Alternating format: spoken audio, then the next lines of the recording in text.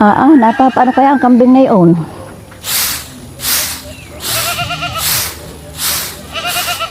Yung kaya gaya hindi pa kanina kanyang ama, palakat ng kambing na yun.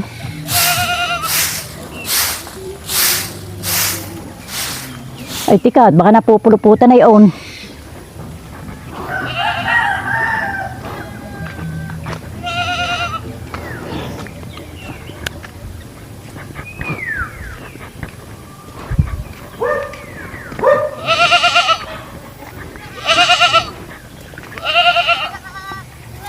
Nasaan yung kambing na yun?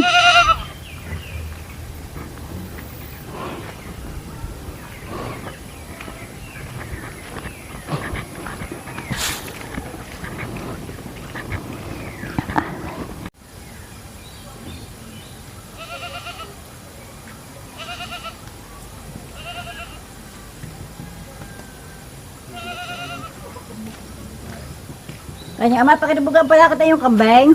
Pakinig. Aba, hindi mo malapit pupuntahan. Baka inupupuluputan na o kayo dadala ng baha. Malakas pa ang baha eh, hindi makakatawid. Maliit na, kita ko mababa na ang baha. Eh siya, pupuntahan ko kung maliit na.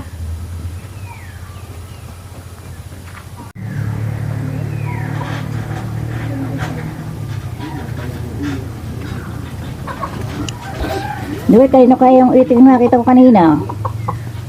Saan ko nakita? Nakita ko doon sa pagdatali ng kambing. Ay, bigay ito marami natawid na itik sa baha. Maliliit pa yung iba. Wala, baka yun.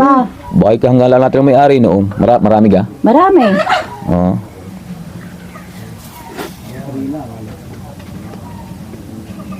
2,000 years later.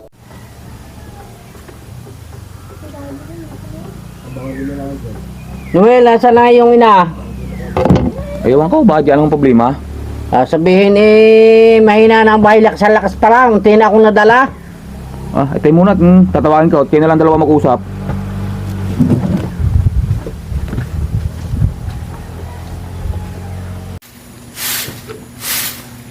Nay, tawag ko yung tatay, galit na naman sa inyo. Bakit na naman? Isasabihin daw ninyo, little ta bahay, pala yung malakas, munti ka daw siyang madala. Sadya naman, kita ko kanina may baba na ang baha. Kayong dalawa mag-usap, para sa akin pagalit eh.